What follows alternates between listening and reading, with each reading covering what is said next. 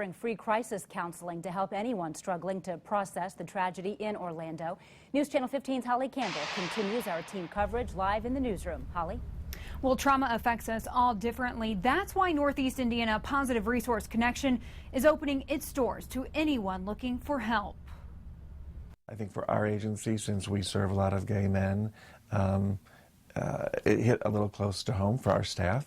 Executive Director Jeff Markley says that's why they're opening their doors, offering free crisis counseling for anyone struggling to deal with the Orlando tragedy, something the employees themselves needed help with. We brought in a therapist to kind of walk us through, debrief us on our emotions and our feelings from the weekend. That psychologist is Jeannie DiClemente, whose experience with mass shootings dates back to Columbine, where she worked with victims and families on the scene. She says even though we are more than 1,000 miles away from Orlando, the trauma some are feeling is very real. Trauma is not this isolated, this little bubble of people that it affects. It can affect everybody. And because this attack targeted the LGBT community, it could have a more profound effect on people in that community. When a group of people are targeted because of who they are, what group they belong to, what they believe, that makes all members of that group broadly